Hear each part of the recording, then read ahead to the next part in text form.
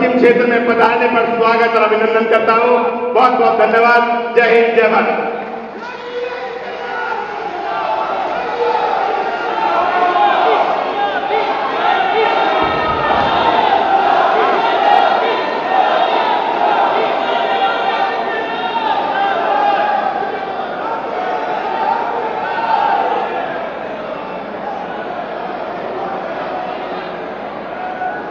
भारत माता की, भारत माता की, भारत माता की, वंदे वंदे वंदे। मुजफ्फरनगर में आज के इस प्रबुद्ध सम्मेलन की अध्यक्षता कर रहे हैं हमारे सहयोगी दल राष्ट्रीय लोकदल के जिला के अध्यक्ष श्री संदीप मलिक जी, भारतीय जनता पार्टी के क्षेत्रीय अध्यक्ष श्री सत्येंद्र सिसोदिया जी, जिलाध्यक्ष भारतीय जनता पार्टी श्री सुधीर सेने जी, जिला प्रभारी श्री सूर्य प्रकाश पाल जी, जिलाध्यक्ष मेरठ श्री शिव कुमार राणा जी, केंद्रीय मंत्री और लोकप्रिय सांसद मुजफ्फरनगर डॉक्टर संजीव बालियान जी, उत्तर प्रदेश सरकार में मंत्रिमंडल के मेरे वरिष्ठ सहयोगीगण श्री अनिल कुमार जी, श्री कपिल देव अग्रवाल जी, लोकदल के विधान मंडल के नेता श्री राजपाल बालियान जी, जिला पंचायत अध्यक्ष डॉक्टर वीरपाल अग्रवाल जी, भारतीय जनता पार्टी के सभी पदाधिकारीगण, सभी माननीय जनप्रतिनिधिगण, पूर्व जनप्रतिनिधिगण और मुजफ्फरनगर के हमारे सभी प्रबुद्ध जन, उपस्थित बहनों और भाइयों, भागवत की इस भूमि को जिसे दुनिया सुख तीर्थ के रूप में जानती है, इस पौराणिक भूमि को कोटि कोटि नमन करते हुए मैं आप सबका हृदय से अभिनंदन करता हूं।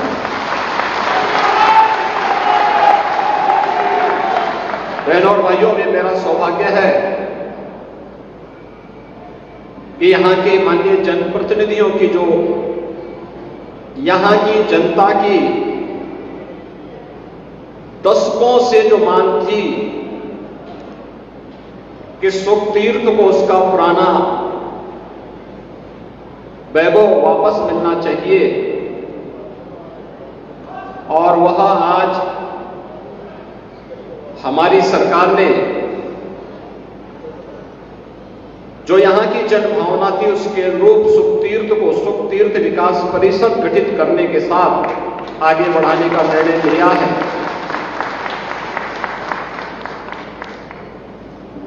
हजारों वर्षों की विरासत आपके पास है।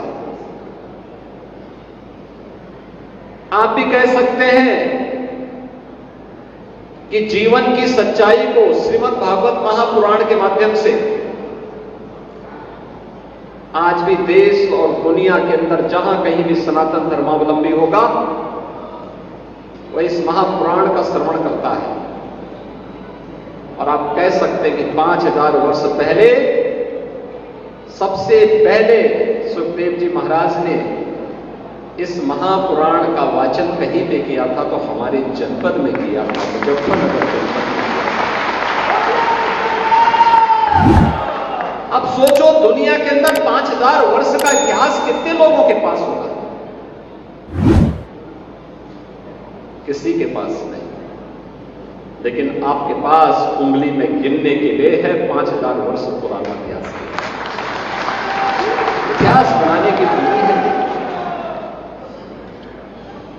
तो एक और आपको इस पौराणिक उपलब्धि के लिए बधाई और दूसरी तरफ किसानों के मसीहा भारत के पूर्व प्रधानमंत्री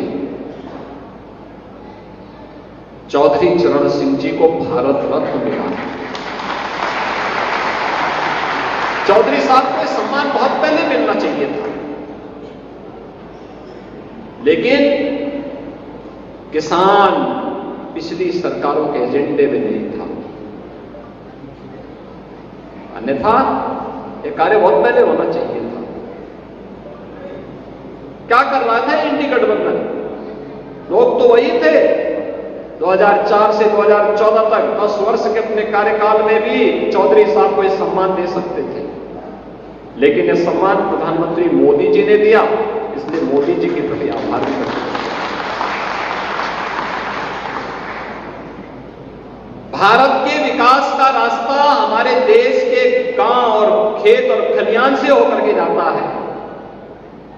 ये बात कहने वाला भारत माता का कोई एक सपूत था तो चौधरी चरण सिंह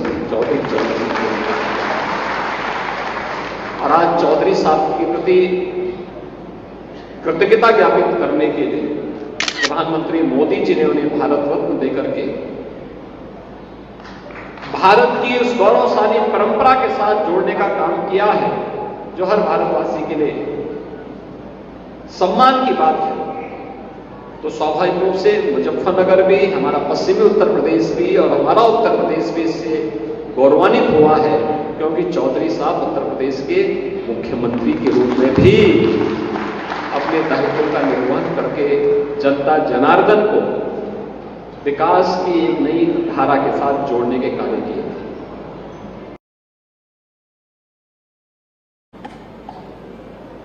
बहनों और भाइयों, मैं आज मुजफ्फरनगर में आया हूं एक सामान्य रूप से। जनसभाएं हम लोग बाद में करने के लिए आएंगे, लेकिन डॉक्टर संजीव बालियान जी ने नामांकन किया, तो नामांकन के बाद जब तक सिंबल वगैरह आदि आवंटित होते हैं, तो मैंने कहा तब तक मैं प्रबुद्ध जनों का आह्वान करने के लिए एक बार होकर के आता हूं, क्योंकि यहां पे जो लोग आए हैं ये अलग अलग संगठनों से जुड़े हैं। कोई बार एसोसिएशन अधिवक्ता समुदाय से जुड़ा हुआ है, कोई इंडियन मेडिकल एसोसिएशन से जुड़ा हुआ है, कोई शिक्षक समाज से जुड़ा हुआ है, कोई व्यापार मंडल से जुड़ा हुआ है, कोई चैम्बर ऑफ इंडस्ट्रीज से जुड़ा हुआ है, कोई अलग अलग तबके से जुड़े हुए लोग हैं। उन सभी लोगों का, क्योंकि वह समाज का नेतृत्व वर्ग है, उस नेतृत्व वर्ग से मैं अपील कर सकूं। यद्यपि डॉक्टर संजीव बालियान जी अपने क्षेत्र में बराबर जुड़े रहते हैं, तो उनके पास बाकी काम ही किया, दिल्ली में या तो मुजफ्फरनगर या फिर लखनऊ में यहां के समस्याओं को लेकर के उस कार्य का समाधान करने के लिए, और इसलिए वे ज्यादा समय अपने संसदीय क्षेत्र को देते हैं। ये जिम्मेदारी देने के लिए ही मैं आपके पास आया हूं कि चुनाव के दौरान प्रत्याशी से अपेक्षा नहीं होनी चाहिए कि हर घर जा पाए, हर विधानसभा में जा पाए या हर गांव में चला जाए। उनके कार्यक्रम सीमित होंगे, जो कि केंद्रीय मंत्री हैं तो अन्य क्षेत्रों में भी उनको प्रचार के लिए जाना पड़ सकता है। इसलिए हर प्रबुद्ध जन को, हर पदाधिकारी को, हर जनप्रतिनिधि को, हर कार्यकर्ता को स्वयं संजीव बालियान बनना पड़ेगा, तब मोदी जी के संकल्प की पूर्ति में हम सब सहायक हो पाएंगे। आप देखिए ना, एक वोट की कीमत आपकी कितनी होती है? एक वोट वह देश की तकदीर को भी और देश की तस्वीर को भी बदल सकती है। आपका एक वोट जब गलत हाथों में जाता था तो मुजफ्फरनगर में महीनों कर्फ्यू लगता था। आपका एक वोट सही हाथों में गया तो मुजफ्फरनगर अब कर्फ्यू नहीं, कावड़ यात्रा के लिए जाना चाहता है।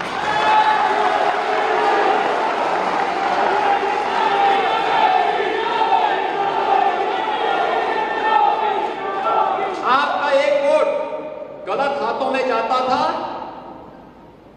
तो न केवल मुजफ्फरनगर बल्कि हमारा पश्चिमी उत्तर प्रदेश अराजकता की भट्टी में झोंक करके यहां की सुरक्षा को खतरे में डालती थी। कितना खतरनाक माहौल था, लोग चलने से डरते थे, आने से डरते थे। आपका एक वोट सही हाथों में गया, सही पार्टी के साथ गया तो अराजकता समाप्त हुई और आस्था को सम्मान मिला। आपने देखा होगा, मैं पिछले 15 दिनों से होली के कार्यक्रमों को प्रदेश भर में देख रहा था। होली का एक गाना चल रहा था और मैं वर्षों से सुनता रहा उस गाने को, होली खेले रघुबीरा अवध में होली खेले। लेकिन हमें दुख होता था हर वर्ष कि होली खेलने के लिए भगवान राम का आह्वान तो हो रहा है, लेकिन अयोध्या में अपनी जन्मभूमि पर राम है ही नहीं। 500 वर्षों के बाद आपके एक वोट ने आपकी आस्था को सम्मान दिला दिया। अयोध्या में राम का नाम नहीं सुना जाता।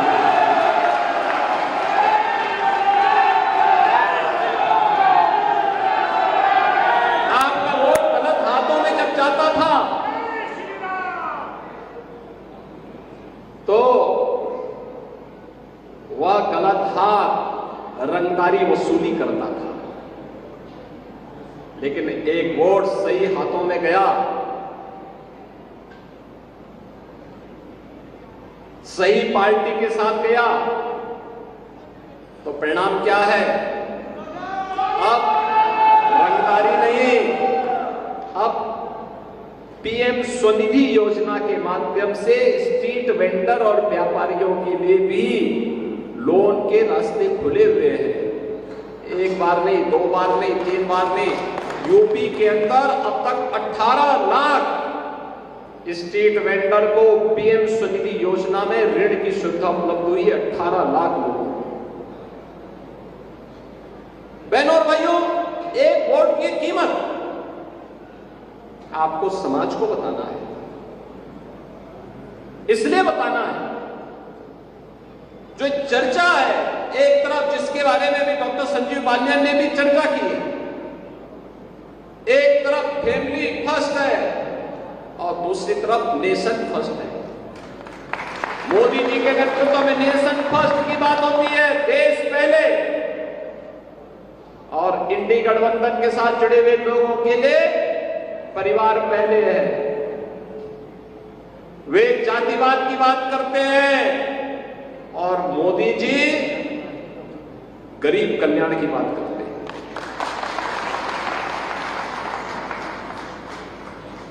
वे तुष्टीकरण की बात करते हैं, मोदी जी कहते नहीं, हमें संतुष्टि पे ध्यान देना होगा, सबका साथ सबका विकास। यही अंतर है जो मोदी जी को अन्य नेताओं की तुलना में अलग पहचान दिलाते हैं और भारतीय जनता पार्टी एनडीए गठबंधन को एक अलग पहचान दिलाते हैं। और उसी पहचान को जन जन तक पहुंचाने के लिए आपको जाना है, जिसके लिए हम लोग आए हैं कि आपके पास मोदी जी की गारंटी है। मोदी जी की गारंटी, मोदी की गारंटी का मतलब 12 करोड़ किसानों को प्रधानमंत्री किसान सम्मान निधि।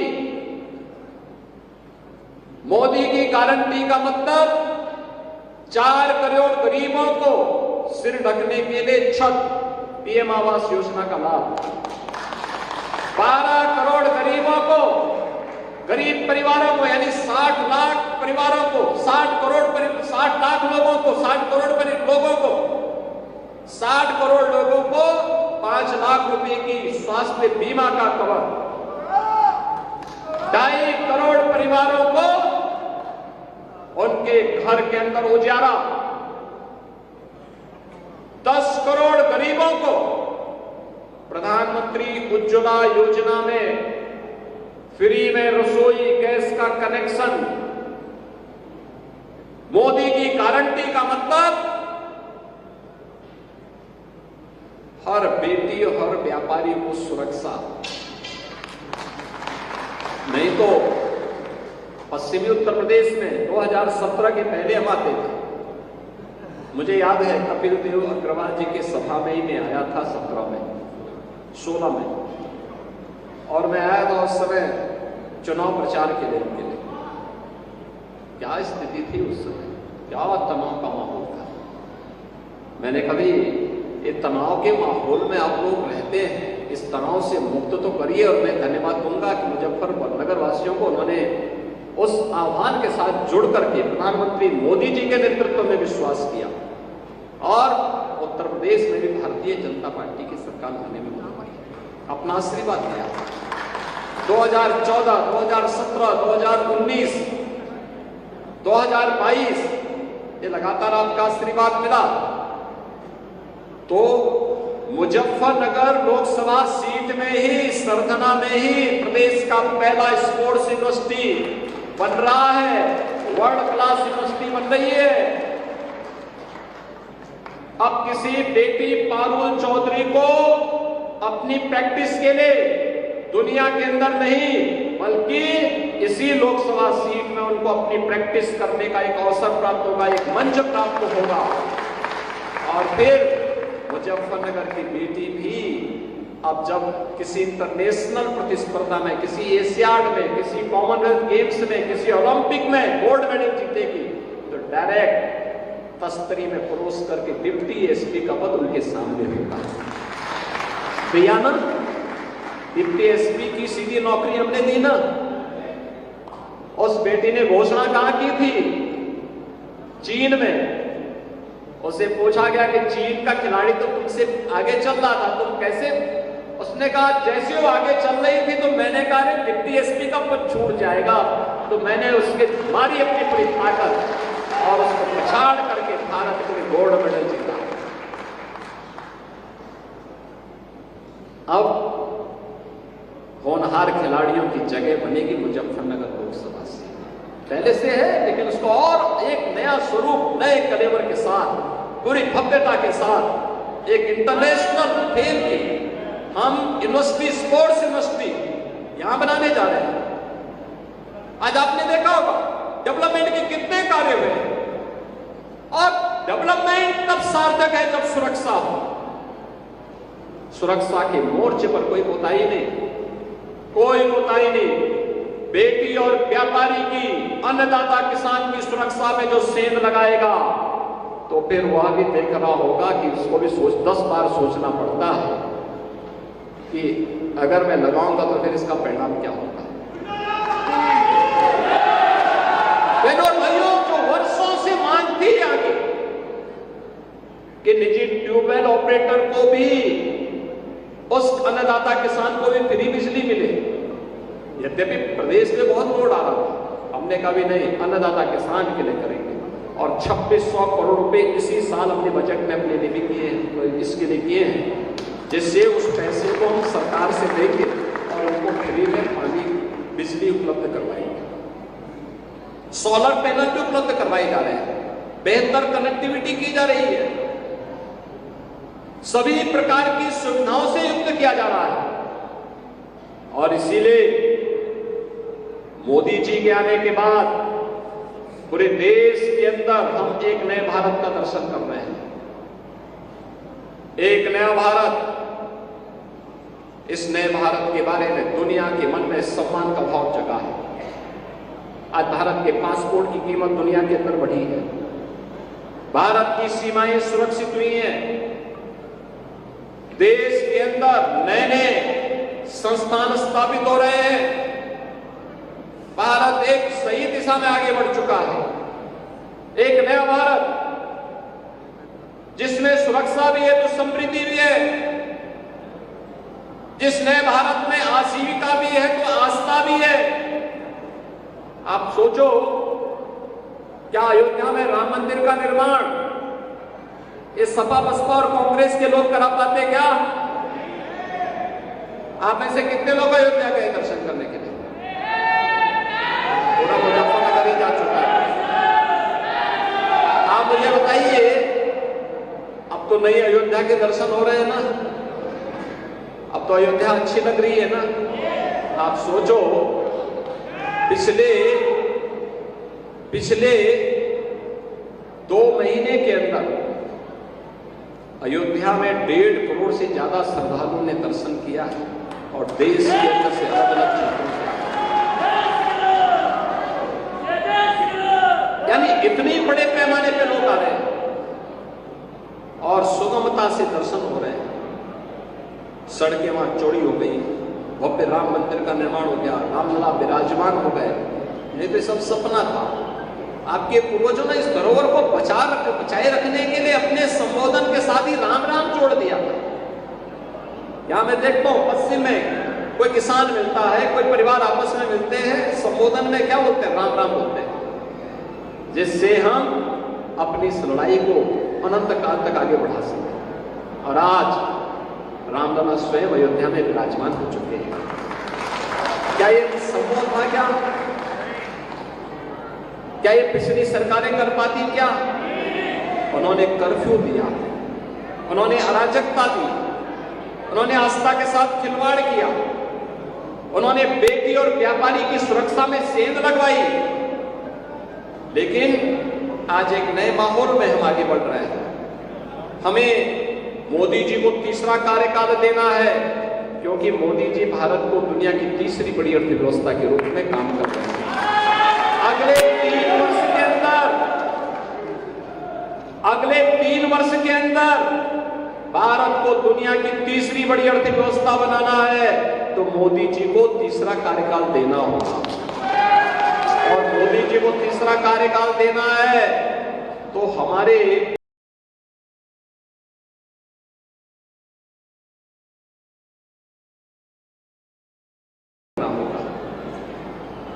जिम्मेदारी का निर्वहन इस रूप में कि नहीं, मेरी भी जिम्मेदारी है। पहले वोट करने के लिए जाना है। आपका तो पहले चरण में चुनाव है, तो आप लोग तो 19 अप्रैल को चुनाव में आपको भाग लेना है। गर्मी हो या बरसात, आंधी हो या तूफान, हमें इसकी परवाह नहीं करना है। अपने लोकतांत्रिक अधिकार का प्रयोग करना है और मोदी जी को फिर से तीसरी बार कार्यकाल देने के लिए, भारत को दुनिया की महाशक्ति बनाने के लिए, भारत को ग्लोबल लीडर के रूप में स्थापित करने के लिए हम भी अपने राष्ट्रीय दायित्वों का निर्वहन करेंगे। और इसके लिए मोदी जी को तीसरा कार्यकाल, और मोदी जी को तीसरा कार्यकाल तब मिलेगा जब डॉक्टर संजीव बालियान जी यहां से भारी मतों से चुनाव नहीं बना करके जाओगे। और आप चिंता मत करिए, मोदी जी का संकल्प है, मोदी जी का संकल्प है विकसित भारत। विकसित भारत के लिए उत्तर प्रदेश विकसित होगा, और उत्तर प्रदेश को अगर विकसित करना है तो मुजफ्फरनगर तो विकसित होगा ही होगा। उसकी चिंता नहीं करनी है। विकास और सुरक्षा ये सब हमारी जिम्मेदारी है। आपके जनप्रतिनिधिगण, 2 तो मंत्री आपके जिले से हैं वर्तमान में, तो ये मंत्री हैं, हमारे विधायकगण हैं, हमारे अन्य पदाधिकारी हैं, सांसद हैं, अन्य महत्वपूर्ण पदों पर बैठे हुए लोग हैं। सभी लोग मिलकर के विकास की प्रक्रिया को आगे जोड़ेंगे। मैं आप सबसे यही आह्वान करने के लिए आज आपके बीच में आया हूं कि फिर से जो देश के अंदर आवाज आ रही है कि फिर एक बार मुजफ्फरनगर की आवाज में बोले थोड़ा, फिर एक बार